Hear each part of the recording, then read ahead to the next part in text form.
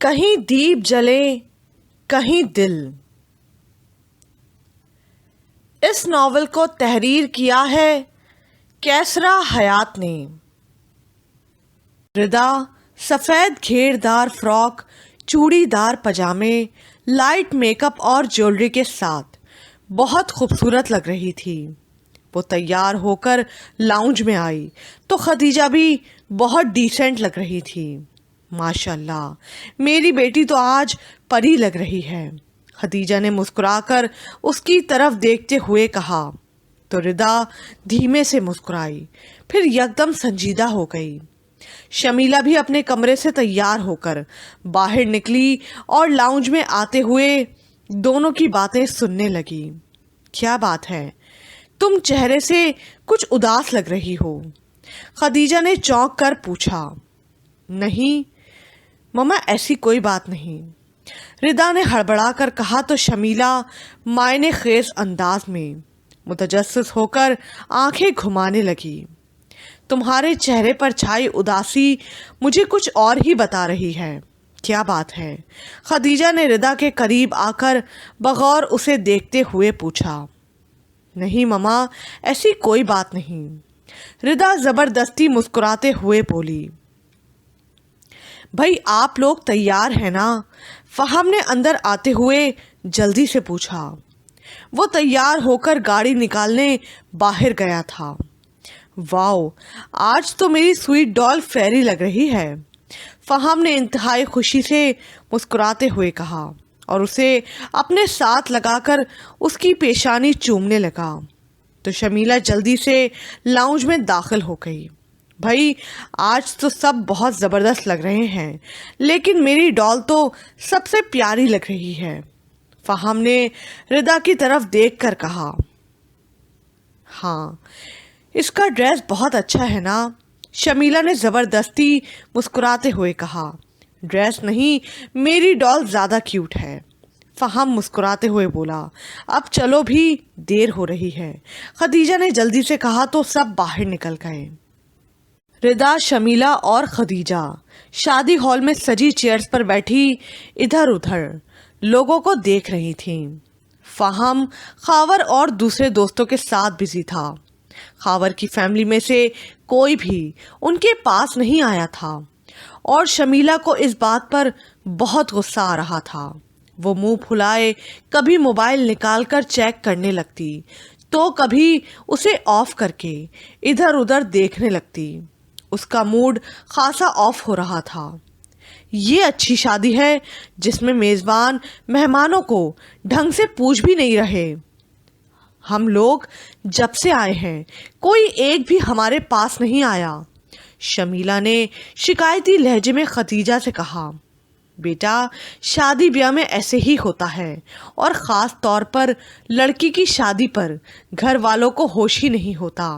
ویسے بھی جب ہم آئے تو فوراً ہی بارات آ گئی، خدیجہ مسکرا کر بولی تو ردا کا موبائل بجا اور وہ بات کرنے میں مصروف ہو گئی۔ خاور کی مما آپ کو پوچھ رہی ہیں، آئیں میں آپ کو ان سے ملواتا ہوں۔ ردا بزی ہے، اسے یہیں رہنے دیں، فہم نے ان کے قریب آ کر کہا اور شمیلہ خدیجہ کے ساتھ وہاں سے چلی گئی۔ روہیل اپنی بوڑھی ماں جی کا ہاتھ پکڑے آہستہ آہستہ چلتا ہوا ردا کے قریب والی ٹیبل کے پاس آیا۔ روہیل بلیک پینٹ کوٹ پہنے اپنی سفید رنگت کلین شیو کے ساتھ انتہائی ہینڈسم اور اسمارٹ لگ رہا تھا۔ بیٹا، میں یہیں بیٹھ جاتی ہوں، اب مجھ سے زیادہ چلا نہیں جاتا، پھر سانس پھولنے لگی ہے، ماں جی نے خالی ٹیبل کو دیکھ کر قدرے کانپتے ہوئے کہا۔ ٹھیک ہے، آپ یہاں بیٹھیں، میں یاور کو دیکھ کر آتا ہوں، روہیل نے مسکراتے ہوئے کہا اور وہاں سے چلا گیا۔ ماں جی ٹیبل پر بیٹھ کر ادھر ادھر دیکھنے لگی۔ ردا نے فون پر بات کرتے ہوئے کہکا لگایا۔ ماں جی نے اس کی طرف چونک کر دیکھا تو ان کے چہرے پر مسکراہٹ پھیل گئی۔ ردا کو دیکھ کر نہ جانے انہیں کیوں عجیب سی خوشی محسوس ہونے لگی۔ وہ انہیں بہت پیاری اور اچھی لگ رہی تھی۔ ردا نے موبائل پر بات ختم کی تو ماں جی نے اس کی طرف بغور دیکھا اور مسکرا کر گویا ہوئیں۔ بیٹا آپ کی ٹیبل پر پانی کی بوتل ہے، مجھے اس میں سے ایک گلاس پانی تو دینا، ماں جی نے مسکراتے ہوئے ردا سے کہا تو ردا نے مسکراتے ہوئے گلاس میں پانی ڈال کر ان کے سامنے رکھا اور ان کے قریب کھڑی ہو گئی۔ شکریہ بیٹا، اللہ آپ کو خوش رکھے۔ کیا نام ہے آپ کا؟ ماں جی نے پانی پی کر شکریہ ادا کرتے ہوئے کہا۔ ردا۔ ردا نے مسکراتے ہوئے کہا، ماشاءاللہ بہت پیارا نام ہے، تمہاری طرح۔ ماں جی مسکراتے ہوئے بولیں۔ آپ کو اور پانی چاہیے؟ ردا نے مسکراتے ہوئے پوچھا۔ نہیں بیٹا، ماں جی مسکراتے ہوئے بولیں۔ ردا وہاں سے جانے لگی تو روہیل وہاں آ گیا۔ آپ؟ روہیل نے انتہائی حیرت سے ردا کو بغور دیکھتے ہوئے پوچھا۔ بیٹا مجھے پیاس لگ رہی تھی، ان سے پانی مانگا تو مجھے پانی دینے آئی تھی، ماں جی جلدی سے بولی۔ آئی ایم سوری، ایکچولی ہم اس فیملی فنکشن میں پہلی بار آئے ہیں اور میں اپنے دوست کے علاوہ کسی کو نہیں جانتا، روہیل نے جلدی سے کہا، اور ہم بھی پہلی بار ہی آئے ہیں۔ میں خاور بھائی کے فرینڈ فہم کی سسٹر ہوں، اس لیے میں بھی کسی کو زیادہ نہیں جانتی۔ ردا نے مسکراتے ہوئے جواب دیا۔ آئی سی، پلیز آپ تشریف رکھیں، میں ماں جی کو ہی دیکھنے آیا تھا، لیکن لگتا ہے ماں جی آپ کے ساتھ بہت کمفرٹیبل ہیں۔ ماں جی میں یاور کے ساتھ بزی ہوں، روہیل نے مسکراتے ہوئے ماں جی سے کہا اور ان سے اجازت لے کر وہاں سے چلا گیا۔ بیٹا اگر تم مائنڈ نہ کرو تو میرے پاس ہی بیٹھ جاؤ، تم مجھے بہت اچھی لگ رہی ہو، ماں جی نے مسکرا کر ردا سے کہا تو وہ مسکراتے ہوئے ان کے پاس بیٹھ گئی اور ماں جی بہت محبت بھرے انداز میں اسے دیکھتے ہوئے باتیں کرنے لگیں۔ کافی دیر بعد خدیجہ اور شمیلہ فہم کے ساتھ سب لوگوں سے ملاقات کر کے لوٹیں تو شمیلہ کے چہرے پر اب بھی ناگواری کے تاثرات تھے۔ یہ لوگ کچھ زیادہ ہی بزی ہیں، کسی نے ایک بار بھی ہمیں اسٹیج پر بیٹھنے کو نہیں کہا، شمیلہ نے شکوہ کیا، مگر خدیجہ نے کوئی جواب نہیں دیا۔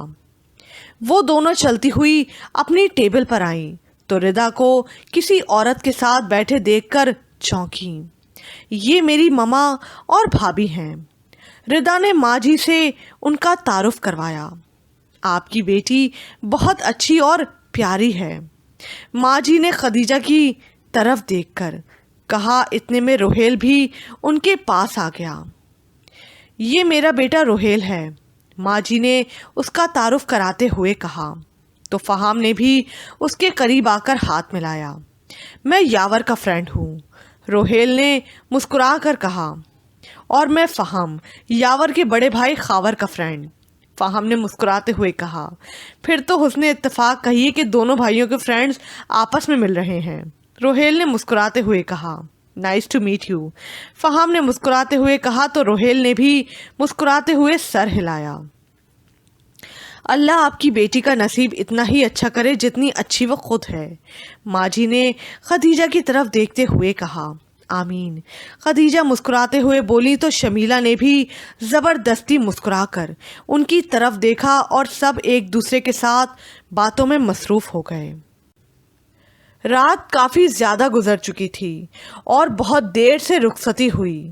لوگ بہت زیادہ تھک گئے تھے اور اکثریت کے چہروں پر تھکاوٹ اور ناگواری کے تاثرات تھے۔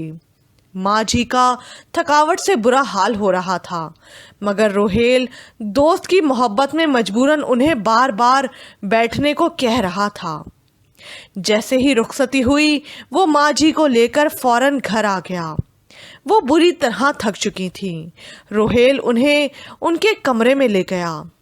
اف، شادی نے تو بہت ہی تھکا دیا ہے، ماں جی نے منہ بنا کر گھٹنوں کو ہاتھ سے سہلاتے ہوئے کہا۔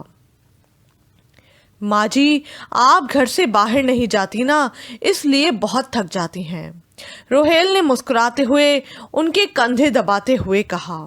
بیٹا یہ سانس کا مسئلہ، کچھ چین لینے دے تو کہیں جاؤں نا، माँ जी ने मुंह बनाकर अफसरदगी से कहा। रोहेल बेटा, आज शादी पर मुझे वो लड़की बहुत पसंद आई है। माँ जी ने एकदम मूड बदलकर मुस्कुराते हुए कहा। अब वो अपने बिस्तर पर आराम से बैठ चुकी थीं। कौन सी लड़की? रोहेल ने चौंक कर भवें उचकाते हुए पूछा। वही जिसने मुझे पानी पिलाया था और जिसकी फैमिली से मैं और तुम मिले थे, माँ जी ने मुस्कुराते हुए कहा। तो रोहेल के चेहरे पर मुस्कुराहट फैल गई। क्यों? उसमें क्या खास बात थी? मुझे तो वो बस एक आम सी लड़की लगी थी। रोहेल ने बेपरवाही से कंधे उचकाते हुए कहा। नहीं, वो आम नहीं थी। उसमें ना जाने क्या बात है कि वो मेरे दिल में ही उतर गई है।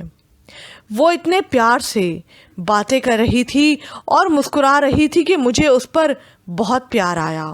माँ जी ने मसनूई खफगी से मुस्कुराते हुए कहा। और यकीनन आपने उसे अपनी बहू बनाने का सोचा होगा। रोहेल ने मुस्कुराते हुए शरारती लहजे में कहा। तुम्हें कैसे पता चला? माँ जी ने एकदम खुश होकर कहा। बेटा किसका हूँ? आपका। और आप क्या सोचती हैं, मुझे फौरन पता चल जाता है।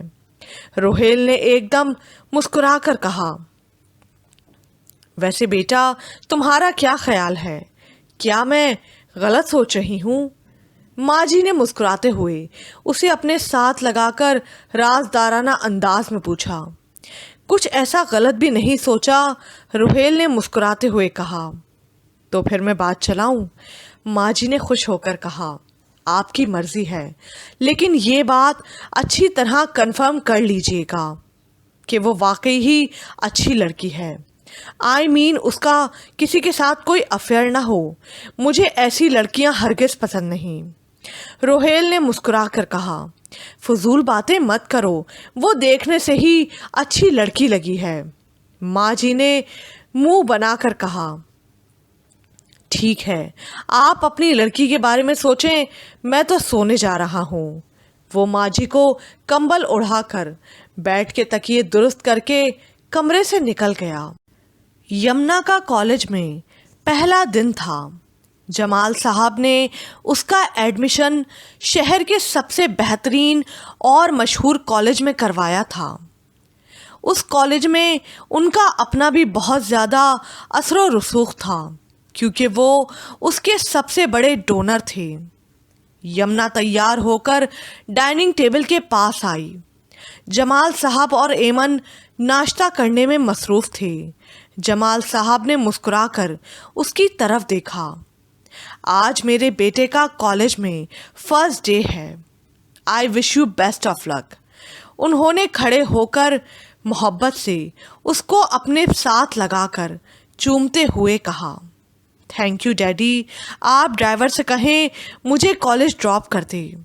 यमुना ने बैग कंधे पर लटकाते हुए कहा। ड्राइवर क्यों? मैं और तुम्हारी ममा खुद तुम्हें कॉलेज ड्रॉप करने जाएंगे। क्यों एमन? जमाल साहब ने बीवी से पूछा। हाँ हाँ, क्यों नहीं, हमारी बेटी का आज कॉलेज में पहला दिन है। एमन ने भी मुस्कुराकर यमुना को अपने साथ लगाते हुए मोहब्बत से कहा। डैडी, मैं ड्राइवर के साथ चली जाती हूँ, कॉलेज ही तो जाना है, ये कौन सी अहम बात है। यमुना ने मुंह बनाकर जवाब दिया। तुम्हारे लिए नहीं, मगर हमारे लिए ये बहुत अहम और खुशी की बात है। जमाल साहब ने मुस्कुरा कर कहा और दोनों उसको कॉलेज ड्रॉप करने चले गए। वो कॉलेज में दाखिल हुई तो उसके लिए सब कुछ बहुत अजीब और नया था। वो क्लासरूम ढूंढती हुई मतलूबा रूम में दाखिल हुई। वो बहुत एतमाद के साथ दूसरी रो में एक खाली कुर्सी पर बैठ गई। उसके साथ एक नकाब पोश लड़की बैठी थी, जिसके हाथ और पाँव इस कदर सफ़ेद थे कि यमुना ने एकदम चौंक कर उसके सफ़ेद खूबसूरत हाथों को भरपूर नज़रों से देखा। थोड़े फासले पर लड़कों का एक ग्रुप बैठा था, जो बार बार उसे देखते हुए मुज़ाहिका खेज़ अंदाज में कह लगा रहे थे। अभी लेक्चर शुरू होने में कुछ टाइम था। स्टूडेंट्स क्लासरूम तलाश करते इधर आ रहे थे। کیونکہ سب کا کالج میں فرسٹ ڈے تھا، اس لیے چہروں پر خوشی بھی تھی اور آنکھوں میں حیرانی بھی کہ وہ ہر چہرے کو بغور دیکھ رہے تھے۔ ایک انتہائی خوبصورت اسمارٹ سرخ و سفید رنگت والا لڑکا اسٹائلش ڈریس پہنے اور برانڈڈ گلاسز لگائے کلاس روم میں داخل ہوا۔ لڑکوں کے گروپ نے ہاتھ ملا کر اس کا استقبال کرتے ہوئے اسے اپنی طرف متوجہ کیا۔ ہائے آذر، کم ہیئر۔ لڑکوں نے اسے اپنی طرف بلایا۔ آذر نے مسکرا کر ان کی طرف دیکھا اور ان کے ہمراہ بیٹھ گیا۔ ارد گرد نظریں دوڑاتے ہوئے اس کی نظر یمنا پر ٹک گئی۔ وہ قدرے طنزیہ مسکراہٹ سے اس کی طرف دیکھا۔ یار، اتنا حسن تو آج تک میں نے پورے ورلڈ میں نہیں دیکھا جو آج اس کلاس روم میں دیکھ رہا ہوں۔ پورا روم چمک رہا ہے، میری تو آنکھیں چندیا رہی ہیں۔ آذر نے کہا۔ کہاں ہے حسن؟ اس کے ساتھی لڑکوں نے ادھر ادھر نظریں دوڑاتے ہوئے کہا۔ یار، تمہیں واقعی کچھ دکھائی نہیں دے رہا یا پھر تمہاری آنکھوں میں بھی اسے دیکھ کر سیاہی بھر گئی ہے؟ آذر نے یمنا کی طرف دیکھتے ہوئے جواب دیا۔ یمنا ان کی باتیں سنتی رہی مگر خاموشی سے اپنے موبائل کے ساتھ بزی رہی۔ اس کے ساتھ بیٹھی لڑکی بھی وہ سب باتیں سن رہی تھی۔ آپ کا نام کیا ہے؟ نقاب پوش لڑکی نے پوچھا۔ یمنا جمال، وہ کہہ کر خاموش ہو گئی۔ میں ہمنا عابد ہوں، اس نے اپنا تعارف کرایا مگر یمنا نے کوئی جواب نہیں دیا۔ بیل بجتے ہی پروفیسر رضیہ کلاس روم میں داخل ہوئیں تو سب اسٹوڈنٹس بہت ڈسپلن سے اپنی چیئر سے اٹھ کر کھڑے ہو گئے۔ سٹ ڈاؤن کہہ کر تعارف کا مرحلہ طے ہوا۔ پھر وہ ابتدائی لیکچر دینا شروع ہوئیں تو یمنا بہت توجہ سے انہیں سنتی رہی اور اپنی نوٹ بک میں پوائنٹس لکھتی رہیں۔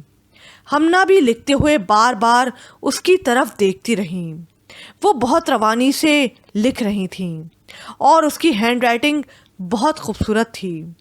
لیکچر ختم ہوتے ہی سب اسٹوڈنٹس باہر جانا شروع ہو گئے۔ جیسے ہی یمنا باہر جانے کے لیے اپنی سیٹ سے اٹھی اور چند قدم چلی تو آذر نے جان بوجھ کر اپنی ٹانگ اس کے آگے کر دی۔ یمنا بے خیالی میں اس کے ساتھ ٹکراتے ہوئے گرنے لگی۔ او سوری، اچانک لائٹ آف ہونے سے کچھ دکھائی ہی نہیں دیا۔ آذر نے مسکرا کر کہا تو سب لڑکے کہکے لگانے لگے۔ یمنا نے کھینچ کر ایک زوردار تھپڑ لگایا۔ اب لائٹ آن ہوئی یا نہیں؟ یمنا نے غصے سے کہا تو سب حیرت سے اسے دیکھنے لگے۔ آذر کو بھی ایسی توقع نہیں تھی۔ وہ غصے سے چلایا۔ Shut up mister! اس نے اپنی ٹانگ لہرا کر اتنی تیزی کے ساتھ اس کے گھٹنے پر ماری کہ وہ لڑکھڑا کر منہ کے بل گرا۔ اس کے ساتھی لڑکے پریشان ہو گئے۔ یمنا اسے غصے سے گھورتی ہوئی کلاس روم سے باہر چلی گئی اور ہر طرف ایک افراتفری سی پھیل گئی۔ ہمنا بھی حیرت سے اسے دیکھتی رہ گئی۔ آذر اٹھا اور بے انتہا بے عزتی محسوس کرتے ہوئے کلاس روم سے باہر نکل گیا۔ آذر نے بھی تو حد کر دی، کیا ضرورت تھی خوامخواہ اسے اتنا ٹیز کرنے کی؟ اس کے دوست جواد نے کہا، تم نے اسے پہلے کیوں منع نہ کیا؟ پہلے تو اس کے ساتھ کہکے لگاتے رہے تھے، شکر کرو تم بچ گئے ہو۔ فاروق نے جواد سے کہا، یار ہم نے اسے خوامخواہ انڈر اسٹیمیٹ کیا۔ چلو اب آذر کو دیکھتے ہیں۔ واصف نے مشورہ دیتے ہوئے کہا، ہاں چلو۔ سب لڑکے باہر نکل گئے۔ یمنا بیٹے، آج کالج میں پہلا دن کیسا گزرا؟ جمال صاحب نے شام کو اس کے پاس بیٹھ کر پوچھا۔ فائن، اس نے اپنی نوٹ بک پر کچھ لکھتے ہوئے جواب دیا۔ کوئی پرابلم تو نہیں ہوئی؟ جمال صاحب نے دوبارہ پوچھا۔ نہیں، اس نے لکھتے ہوئے جواب دیا۔ اس کا مطلب ہے تمہیں کالج اچھا لگا؟ انہوں نے دوبارہ پوچھا۔ اٹس اوکے، اس نے پھر بے پرواہی سے جواب دیا۔ اگر کوئی پرابلم ہو تو مجھے ضرور بتانا، جمال صاحب نے اٹھتے ہوئے کہا۔ کیوں؟ کیا آپ میرا کالج بدل دیں گے؟ اس نے معنی خیز انداز میں سوال کیا۔ نہیں، لیکن میں کالج کا ایک ڈونر ہوں اور مینجمنٹ میری ہر بات مانتی ہے، جمال صاحب نے قدرے فخریہ انداز میں کہا۔ لیکن مجھے انڈیو فیور لینا پسند نہیں، اس نے پر اعتماد لہجے میں باپ کو جواب دیا۔ I am proud of you my dear کہ تمہاری ایسی سوچ ہے، جمال صاحب نے مسکرا کر فخریہ انداز میں اس کے سر پر ہاتھ رکھتے ہوئے جواب دیا، اور وہ کمرے سے باہر چلے گئے۔ یمنا نوٹ بک پر کچھ لکھتی رہی۔ تھوڑی دیر بعد اس کا موبائل بجنے لگا۔ اس نے موبائل کان سے لگایا تو دوسری جانب ایک لڑکے کی آواز تھی۔ یمنا نے ہیلو کہا تو لڑکے نے فوراً موبائل آف کر دیا۔ وہ چونک کر موبائل کو دیکھنے لگی اور سوچ میں پڑ گئی، مگر پھر لکھنے میں مصروف ہو گئی۔ آذر کا غصہ اپنے عروج پر تھا۔ اسے کسی پل چین نہیں آ رہا تھا، کبھی وہ بیٹھتا اور کبھی کھڑا ہوتا۔ یمنا کا چہرہ بار بار اس کی آنکھوں کے سامنے گھوم رہا تھا۔ اس کے لگائے ہوئے تھپڑ کی جلن وہ ابھی تک اپنے چہرے پر محسوس کر رہا تھا اور غصے سے کھول رہا تھا۔ شی، وہ دانت کچکچا کر انتقامی انداز میں اپنے ہونٹ بھینچتا اور اپنی انگلیوں کو مڑوڑتے ہوئے کبھی ان کا مکہ بناتا اور اسے دیوار پر مارتا۔ جواد اور اس کے دوسرے دوست مسلسل اس کی جانب دیکھ رہے تھے۔ یار اب بھول بھی جاؤ، جواد نے اس کے کندھے پر ہاتھ رکھتے ہوئے کہا۔ کیا بھولوں؟ اپنی انسلٹ، وہ تھپڑ یا پھر اسے؟ آذر نے غصے سے اس کی جانب دیکھتے ہوئے کہا۔ سب کچھ بعد میں سوچنا، پہلے اپنے مائنڈ کو ریلیکس کرو، فاروق نے گلاس اس کی طرف بڑھاتے ہوئے کہا، اور اس کے گلاس کے ساتھ اپنا گلاس چیئرز کر کے پینے لگا۔ آذر بھی آہستہ آہستہ ڈرنک کرنے لگا۔ ڈرنک ختم کرنے کے بعد وہ ایک دم ہائپر ہونے لگا اور یمنا اس کی آنکھوں کے سامنے ایک چڑیل بن کر گھومنے لگی۔ وہ چڑیل، بھوتنی، ڈریکولا، میں اسے زندہ نہیں چھوڑوں گا۔ وہ اسے نہ جانے کتنی گالیاں دیتا رہا اور پھر یکدم جذباتی ہو کر دروازے کی طرف جانے لگا۔ یار تم اس وقت کہاں جا رہے ہو؟ جواد نے اس کا ہاتھ پکڑتے ہوئے اسے روکنا چاہا، اس کا مرڈر کرنے۔ آذر نے لڑکھڑاتے ہوئے کانپتی آواز کے ساتھ جواب دیا۔ یہ کیا حماقت ہے؟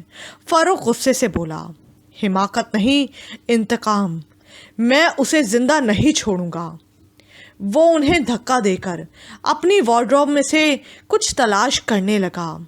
ایک خانے سے ریوالور نکال کر اس نے اسے پینٹ کی جیب میں ڈالنا چاہا تو جواد نے آگے بڑھ کر اس سے ریوالور چھیننے کی کوشش کی، اور اسی کوشش میں ریوالور سے گولی نکل کر اس کے پاؤں میں لگ گئی۔ سب گھبرا گئے۔ آذر بری طرح تڑپنے لگا۔ جلدی سے اسے اسپتال لے چلو، فاروق نے کہا، اور وہ دونوں اسے جلدی سے اٹھا کر فلیٹ سے باہر لے گئے۔ آذر اپنے ماں باپ کا اکلوتا بیٹا ہونے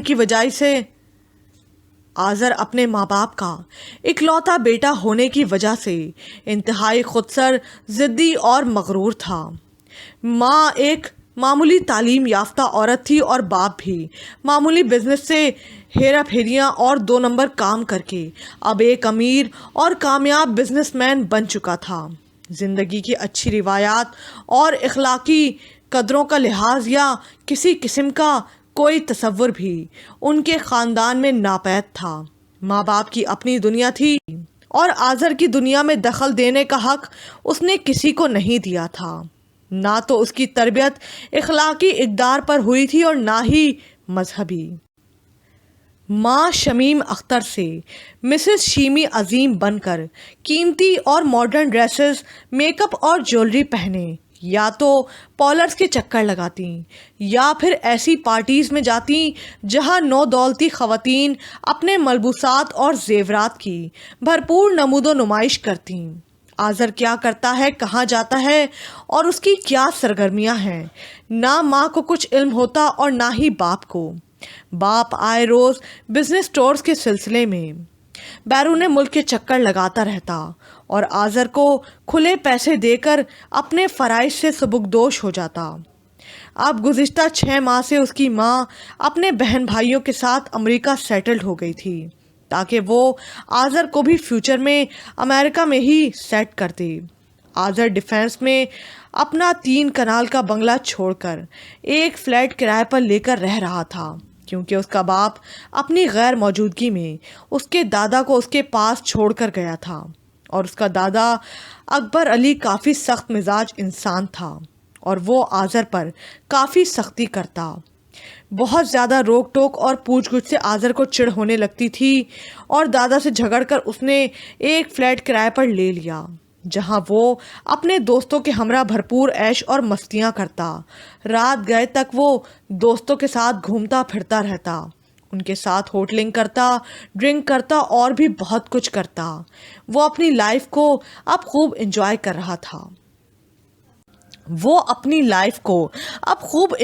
رہا تھا۔ اس کے نزدیک کسی بھی انسان کی نہ تو کوئی عزت تھی اور نہ ہی کوئی احترام۔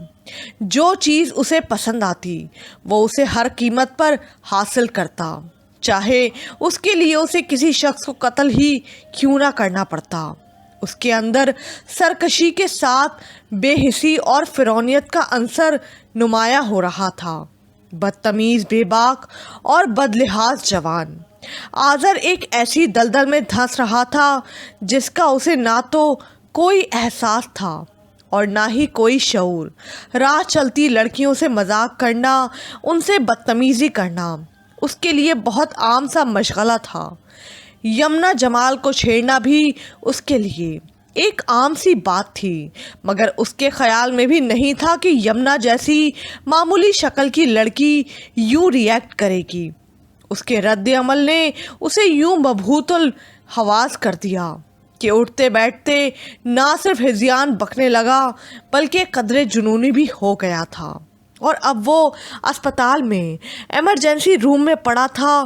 اس کے دوست پریشان حال اسپتال میں جمع تھے اور اس کے آپریشن کا انتظار کر رہے تھے۔ وہ ڈرتے ہوئے اس کے ماں باپ کو بھی انفارم نہیں کر رہے تھے کہ کہیں ان پر ہی کوئی الزام نہ آ جائے۔ یمنا کیفیٹیریا میں بیٹھی کولڈ ڈرنک پی رہی تھی کہ ہمنا قدرے پریشان اس کے پاس بھاگتی ہوئی آئی۔ یمنا، کیا آپ کو معلوم ہوا کہ آذر اسپتال میں ایڈمٹ ہے؟ ہمنا نے گھبراتے ہوئے کہا۔ کون آذر؟ یمنا نے بے پرواہی سے چپس کا پیکٹ کھولتے ہوئے جواب دیا۔ وہی آذر جسے کل آپ نے تھپڑ مارا تھا، ہمنا نے بتایا۔ اوہ، آئی سی۔ تو پھر؟ اس نے معنی خیز انداز میں پوچھا۔ وہ ہمنا رک کر بولی۔ آئی ایم شیور وہ میرے تھپڑ سے اسپتال میں ایڈمٹ نہیں ہوا ہوگا، ضرور کوئی اور بات ہوگی۔ اس نے اسی بے پرواہی سے جواب دیا۔ نہیں، اس کے پاؤں میں گولی لگی ہے، ہمنا نے جلدی سے بتایا۔ تو اب آپ کیا چاہتی ہیں؟ کیا میں اسپتال اس کی خیریت پوچھنے جاؤں؟ یمنا نے اس انداز سے سوال کیا کہ ہمنا شرمندہ ہو گئی۔ میں تو یوں ہی بتا رہی تھی، ہمنا نے نظریں چراتے ہوئے جواب دیا۔ اچھا لو، چپس کھاؤ۔